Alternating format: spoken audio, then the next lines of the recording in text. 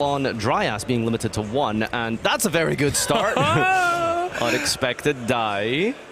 And that was expected. Yeah, that was very expected from my side, for sure. Yep. And interestingly enough, we just talked about that before we went into the match. On the deck list, the card he just summoned, the most powerful normal monster in the game, arguably, Sunset Genius Loci. Even though he's playing 60 cards, there's only 2 of that. But I mean, he just gets it anyways, right? Yeah, I don't know. Maybe there's some mathematical reasoning and logic for 60 cards and 5 copies of Loci, I suppose, at that point. Maybe it's just not great to normal summon. But yeah, it is just a singular normal monster. What can one normal monster do here? Well, we're going to activate the Sowing. This is going to trigger the effect of the Dryas, which then takes the damage from the Sowing, gains back the life points, triggering to bring out the healer from the extra deck, and then the Sunseed Twin triggers as well. So we're summoning out the Loci from the grave. Then we're going to go into the healer underneath the Jasmine. The Jasmine's going to tribute and summon out. Is it time for Ragnaraikas? Is it Lone Fire? Okay. Just go for Lone Fire. And I mean, that is kind of the standard setup. This has not really changed too much over the last couple of months. Yep. We have also seen this, for example, at German Nationals. And that's just how you want to start, how the one-card combo with Loci goes, and that's really, really good. And interestingly enough, as I just said, he won both of those big tournaments in that season with that Rikka deck. And then through that, qualified for the points playoff at the European Championship, where he then all of a sudden didn't play that deck anymore. I couldn't believe it. He was playing Jubel all of a sudden. I was very disappointed that he chose to play Jubel. It makes a lot of sense to play a deck like Jubel in that points playoff. We've discussed this many times, that you want to go for a rather high-rolly deck. But which deck high rolls more than Rikka? Oh yeah, no, that's a very good point. As we use these Ragnaraica cards, the recent addition to the plant deck, allowing you to have so much link fodder to then keep climbing. And here is the special summon out from the deck with the Lone Fire, not once per turn. Well, not hard once per turn, going to summon out the Lilyborea, and that's going to get a Discoloseum. And then I don't believe we've plant locked ourselves just yet, so we can then use the Discoloseum to search out the Therian Regulus, which is going to insulate versus any other follow-up or any other disruption that our opponent would have. And looking at the way this combo's played out, I mean, it's quite deep into the combo before you get that protection, isn't it? Yeah, it is, but still, it also feels like we haven't even normal summoned yet, so even if you would go for Nibiru here, you probably would just still end up on so many things. So even if you do it here, I don't know whether it would be enough, honestly. All right, well, we have the Jasmine triggering to get a search every time you gain life points. That's what the healer does here for the Rikka part of the portion. I guess is what you're going for here, right? We still get the Con Mudan setup, which is really good because it allows you to use the tributing of your opponent's cards as at 4 cost to trigger the Glamour and the Rikka Sheet, which will no doubt be a part of the final end piece of this field. Con is just such an incredibly powerful field spell. There I have to raise the question, which field spell is better, Pearl Rhino or Rikka Con? Oh, it's Rikka Con all day. Isolated from each other. I mean, of course, the Pearl Rhino had like a big showing when Telemans was Baba's deck, but it was just also only like the only field spell they had available to themselves. But the power that Con has is untouched to me. All right, well, this is also a further addition to the deck with the Aromage cards. This is Aromalilith Rosemary, which can then search out Rosalina from the deck, which we can summon out the hand eventually to then bring out Laurel. And then I assume we're probably going to try and trigger the Jasmine again at some point through the life gain effect. And there it is. There's the link summon of the Jasmine. There's the Humid Winds activating, I think, paying 500 to add. And then you can also use the effect to gain and get the search. Here's our Rosalina. And yeah, plants historically had some issues dealing with spell and traps. And the new Aromage cards really help you push through that. You have Magnolia as a new addition to the deck, which is no doubt going to be summoned at some point throughout this turn, which you can use to summon from the grave using the Aroma Blend. And then that's going to be able to target a card on the field and banish it. So that is some of the additions and tools that plants have been offered recently. Yeah, I mean, they have always been Link summoning, then also, of course, they have been Exceed summoning, so they thought, hey, let's also give them some fusion summons, so when are the Synchro Monsters coming, I'm asking? Rikka Synchro Monsters, when? That seems to be the go-to for support, is let's throw in some fusions as well. So, yeah, really cool aspect of the deck is the addition of Magnolia with the protection, as well as the removal. And you can see here we are getting out Snowdrop alongside the Princess from the hand. Oh, Petal, actually. This is going to get the Mudan, most likely. I'm thinking if cards like Glow Up Bulb were legal, then there would be a big synchro portion for the deck. Absolutely, yeah. Probably give Julius a couple of months, and then he's probably going to have that kind of version figured out as well. All right, so we are manipulating the levels on the field here using the effect of Snowdrop, targeting the Princess, and now we can make 2 rank 4s here using the effect of Strenna. And when Strenna is tributed, it's going to be able to float up into the Teardrop or the Hypetrion from the extra deck, which is going to be able to create another layer of disruption.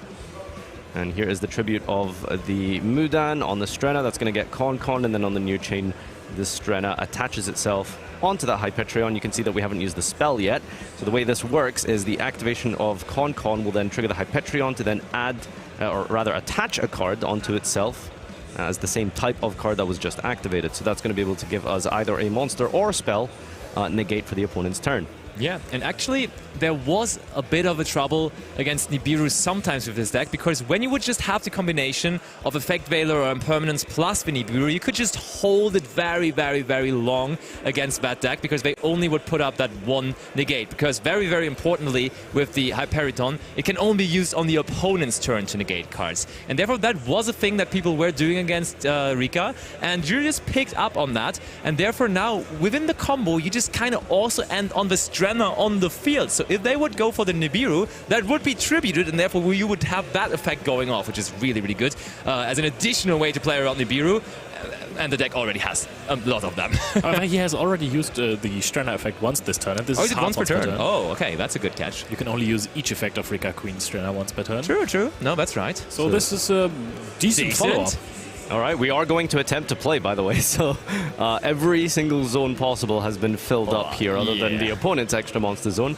But leaving the Strenna up here is really cool, because you will most likely tribute it at some point if they crack a couple of monsters, using the effect of the Rikka Princess or the Rikka Sheet, rather than tributing your opponent's card, which you can use with one of the 2 of those.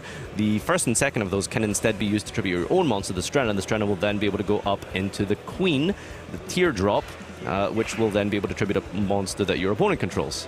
Yeah, you know what's funny? Julius is having quite a unique way here into this top 16 match, and now also with this top 16 game, because in the last round of Swiss, he faced Blackwing. Managed to win that one to sneak into top 32. Then in top 32, guess what? He already played against Chimera, and now he plays against Chimera again. You wouldn't expect that going into the tournament, would you? It's definitely an onslaught of varied matchups for sure here.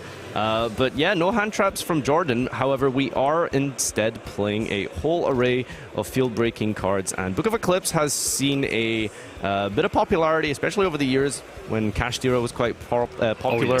Coming back now into this format as well, because you can chain it to something like Desiree to then prevent another card from being negated. So it's quite a very versatile card. Ooh, we have to negate it here, of course. Yeah, gotta negate with the Hypetrion, detaching a spell. I think that was another one. Triple tags. Ooh, okay. We're working our way into this. I mean, you could potentially steal Bengal Lancer.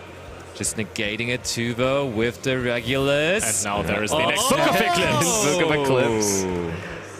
All right. But the thing is, yes, even though we are putting many cards face down, there is still the Bengal Lancer just sitting there, and the Rikka Sheet is also still with the Concon up.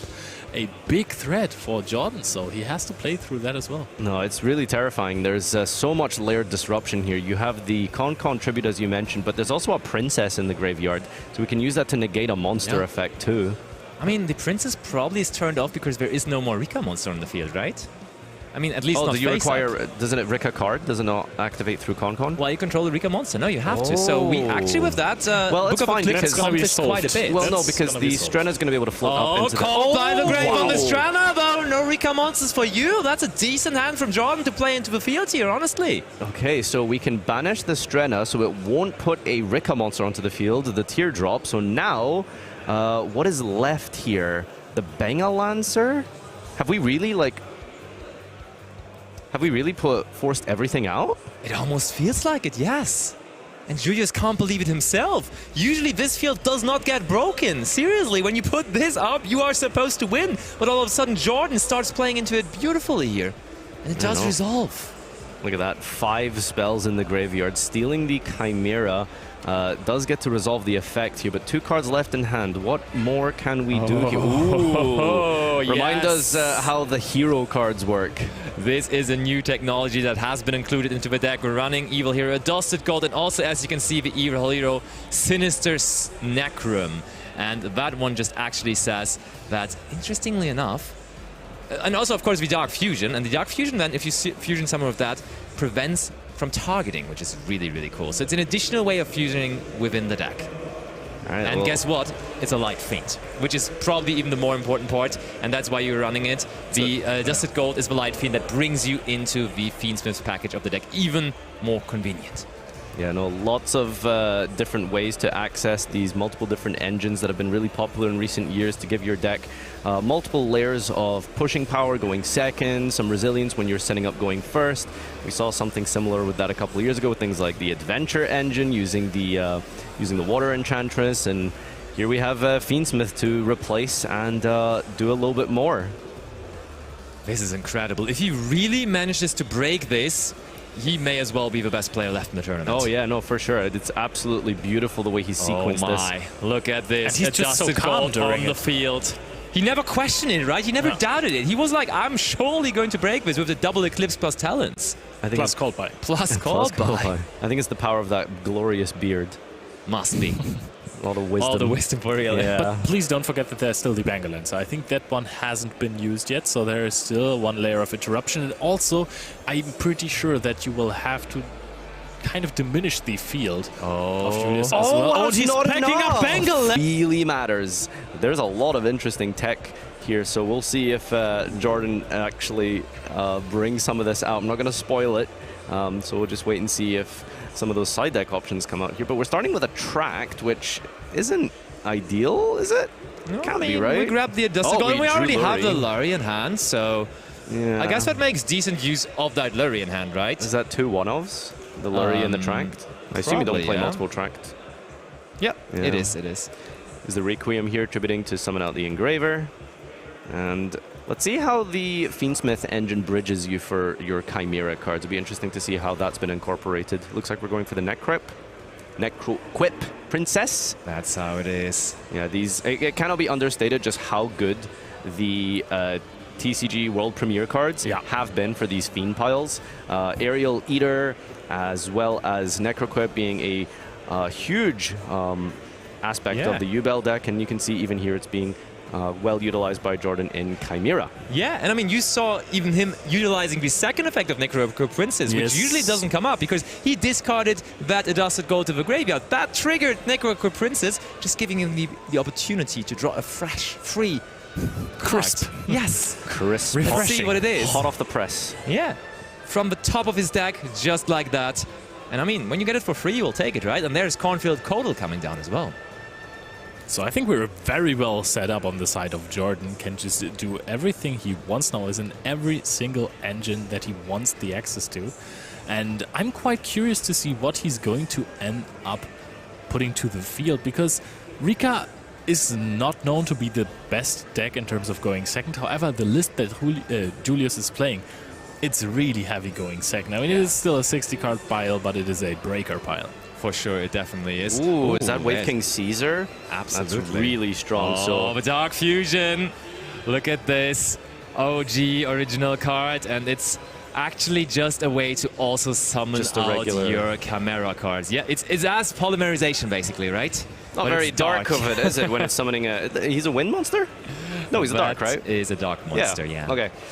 So yeah, Wave King Caesar is very much a staple in Unchained, if you recall, last year. Part of almost every combo in Enfield, which is, for those of you at home to remind you, it is detach one card from itself, and then you can negate the effect of a monster, negate the effect that would summon a monster, and it's not once per turn, so you essentially have 2 solemn warnings on legs. And also you're protected by any Nibiru with a Primal Being and cards like the Bestials. And I'm gonna be honest, I'm just happy that I saw Avian and Burst in Tricks on stream here on the Dark Field. Definitely. We have all the OGs around this weekend. Okay, Talons.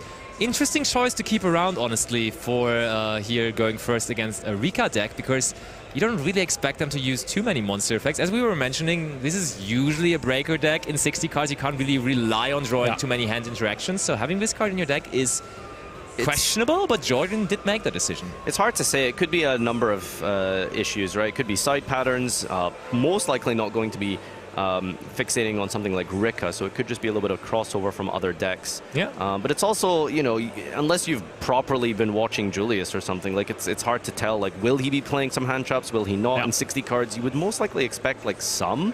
So Talents was probably just like, you know, card 37, 8, and 9 potentially, just to keep the side patterns nice and mathematically clean. In a top cut, you also want to high roll a little bit. I mean, after all, you're sitting over, on the other side of Julius Schwarzkopf, who has been performing like crazy recently. So I think a card like Triple Tactic Talents can win you games on its own when you get all the information that your opponent has in hand, and you can take apart crucial pieces for their combo. So I think it is on the off chance that they do throw a hand trap. Oh, look at that. Wow. That is King Tiger Wang, who's speaking of original OG cards. That is a pretty old card all the way back from Pharaonic Guardian, I believe. This is so good against plants. A lot of the monsters that you start and extend with are actually really small. They need to be under 17, is it? 14 or less attack will just be immediately destroyed by King Tiger Wangu. So yeah, and you can see the pad there being passed over from Julius. Definitely has to read that one. And I believe we send a card from the hand in the end phase, right? Did we not trigger? Doesn't the Chimera send from the hand? I think we're wrong Chimera, right? Yeah. Okay. Or did we summon the other one as well? Wrong Chimera. I guess no, not. that's not that Chimera. All right. Well, this is our field here. We've got 2 Solemn Warnings. We've got 2 sets. Got the Burfomet. Yeah, so how are we getting the Wangu out the hand here? That is a good question, but you can Chimera Fusion it away, and then on the opposing turn, use one of your Illusion Fusion monsters to summon it back from the graveyard. Okay, there you go. That's how we're going to bring that online. So do you think you immediately activate this? Is he thinking about doing that? It looks like it. Chimera Fusion. Is it main phase? Yeah. It is main phase? That's the thing. I think Julius might have just said, hey, I want to have battle phase, but then Jordan was like, I will quickly go ahead and now do this instead. Does he have evenly matched? He's playing it, yeah, we saw it in game 1. In his list, but the thing is... he was maining it, right? Yeah, Jordan knows it. True. Yeah, no, evenly is definitely a scary card when you've got a big setup like this. All right, so we're going to trigger all of our and the thing materials here. Yeah, the deck actually has a good way to play around evenly, but we went for a route that now is leading towards King Tiger Wanghu, but instead, a lot of the times you would actually arguably try to go for another card that was very popular in that deck lately, and that is, of course, the Diabels, the original Sin Keeper, because that would require your opponent to set all of his cards before activating, and there is the evenly matched! I can't believe it! He did not go for that option, and now he gets punished massively by evenly matched in the battle phase. He could have played around it by going for the Diabels, and then evenly could have not been activated, but here it is now. And Jordan is smiling about it. Is he laughing away the pain, or is he really unbothered by it? Look at this! Gone it is! It is wild. In a heartbeat. We are not keeping the Wave King Caesar, so we are just going to sit on the Chimera here. Is there any reason this is better than 2 negates? The Mirror Sword Knight and the Kotal, but I don't think there is a way to get the Wangu out now anymore. That is crazy. Can you remind me how the Sin Keeper plays around evenly matched? Isn't it quick plays? No, you have to set every spell or trap first before activating it. Yeah. Oh wow, that's really cool. Definitely. Oh, unexpected die in main phase 2. Is it time for full combo? Do we have anything to stop this?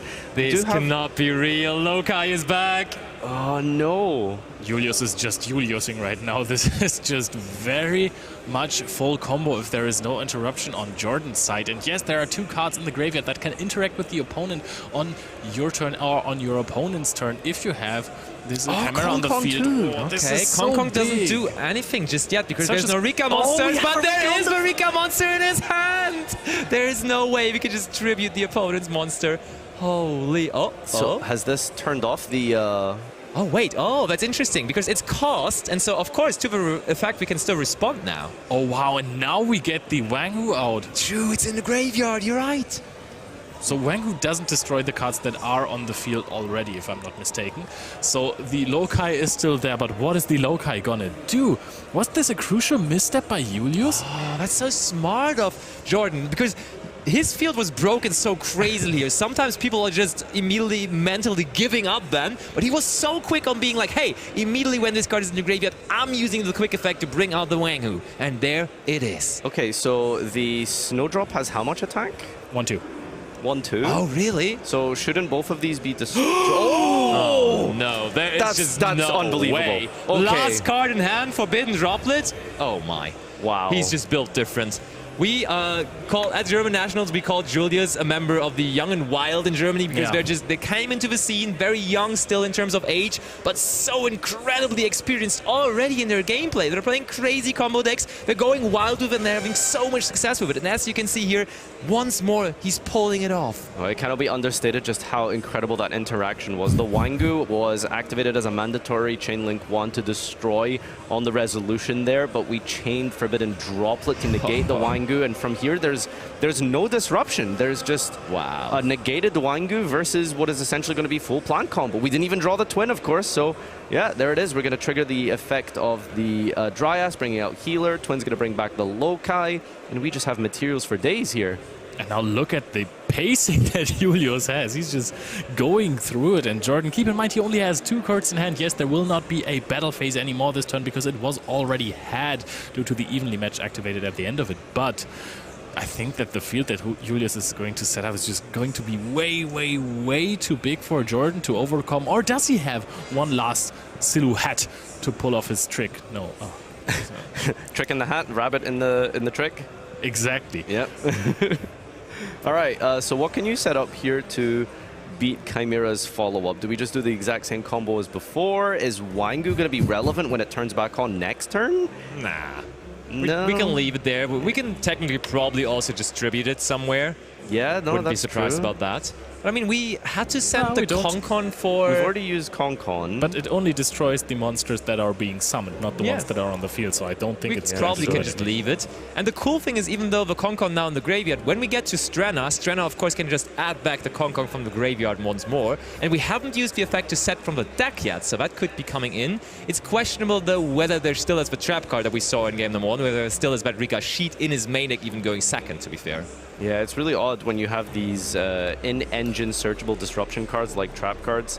You know, Rikka sheet obviously very powerful in its own right, but it's not really going to do anything going second. However, if you do end up in a situation where you can crack a field but not end the game, then you do need to set something up in main phase 2. So yeah, big sort of paradox there in the deck building of do you keep in your in-engine disruption or do you take it out because they are a little bit weaker going second.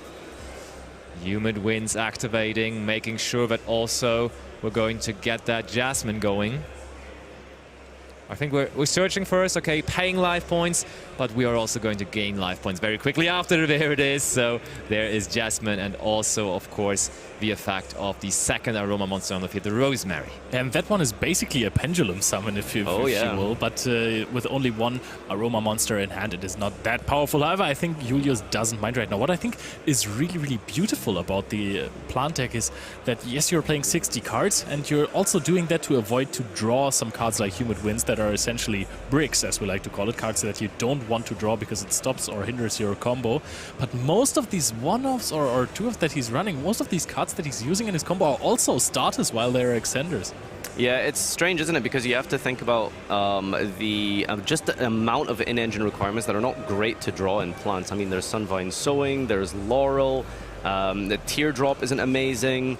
There's a lot of cards that you would just rather not open. But I don't think there's any like hard garnets, I suppose, as we like to say. Do you remember Gem Knight Garnet? What's your favorite garnet? I mean, it has to be the OG Garnet, right? I mean, the OG, currently, 19 vanilla? There was a Beatrice Turbo deck back in the day that had like 20 Garnets that you were... Oh yeah, I remember that. But, you must have liked that, right? Scattershot, Farfa, Alich, Shadal Dragon. Oh, that is just Burning Abyss when it came out. It's not Telements, but sometimes you can still gamble a little bit. Wait, we didn't even use the effect, did we? No. Oh, wait, we can still just use it now? It's definitely on Link Summon. Oh, yeah. So we're using the effect of the Dance Peon to manipulate the levels. So that's going to be able to give us 2 level 4s here. And now we can go into Strenna. Strenna going to recycle, and then eventually when we tribute Strenna, we can float into another monster here. So you can see the combo is not completely the way it, okay. I'm not sure if something's gone wrong here or if we've just drawn certain pieces or sided some things out, but this is significantly weaker than what we had before. Now we haven't even used the Mudan yet, of course. That explains probably a lot. And now we are going to search for Glamour. We can use Strenna from the graveyard, and now we can, even if we want, tribute away the King Tiger Wanger, because now it is a plant again if you want to tribute. We already used the tribute effect, remember, on the right. Yeah, true. The fusion. That is true, but we haven't set yet. Okay, we have to set Glamour again. Okay, so there is no sheet. Very important information. Ooh. And we get to search out the Princess, which is another piece of interruption, of course, Bo. Gonna be special summoning it and then using it to link climb into Bangalancer, Malaya. maybe? Yeah, that's what we're going to end up with, probably. So, can we use Bangalancer on our turn? We can, right? Or is it just on the opponent's turn? It's a quick effect, yeah. During the main phase. Okay, so we could technically give that Wang Hu into the hand, but do we really want that is the question, really? I feel like you might as well. I mean, you're not really worried about your opponent normal summoning a Wang Hu into an established field. I think you really do, because it shuts off the options for a you can banish Chimera. it, actually. Oh, true. There's right. Magnolia. Yeah, absolutely. I think it's pay 1,000, banish a card in the field. Nadir, is that field good enough for you? It's looking pretty strong, actually. The only thing that's missing, actually, is just the sheet from from Julius, which was most likely sided out for going second. 2,000 life points that he had to give up for it, but I mean, your opponent is down to so little cards, so I think you're totally okay with that. Yeah, and there's a very high chance that Jordan's going to have sided out all of those field-breaking cards going second, right? So, I mean, what do you do here? You just have an engine to break apart a negate, a bounce, a monster or spell negate, a tribute for cost. Actually, do we have... Yeah, we have the tribute for cost with the Princess. So, yeah, this is 4 or 5 disruptions for 3 cards. Good luck, have fun. Let's do this, Jordan. Let's start from scratch against the same field, essentially, that we saw in the first game. Engraver, there's resources in the graveyard. Let's not disregard that. We can maybe still do quite some things here. We have to be careful here as Julius still. Yeah, no, you do have to think about your sequencing, because if you get caught off with one of these Fiendsmith cards, it does leave room for the Chimeras to start putting in some work here. Normal summoning of an Edgem Chain is probably not how you usually... What a normal summon, yeah. What a normal summon that is. Might as well normal summon King Tiger Wang Hu at this point. Yeah. Okay, we're just going to give it back to the hand with the Bangalancer. Sure, why not? When your opponent already made the effort of normal summoning it, we may as well just give it back to the hand, right? I agree. I agree. I'm just wondering what we're worried about here with this bounce. It doesn't feel all too intimidating to hit an Edgem Chain.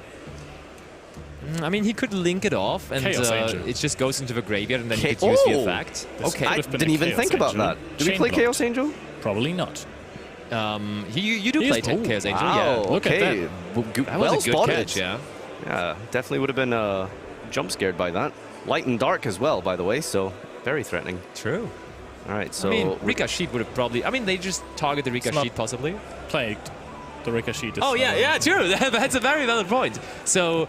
Probably also super well spotted by Julius, because that's may have been the only way how he could have lost that, honestly. I mean, I think the Princess can negate the Chaos Angel because it tributes for cost. Is that how that works? I don't know if you can tribute an unaffected monster for cost. You should be able to, maybe? Oh. Anyway, here we are. There's a... And that is the game!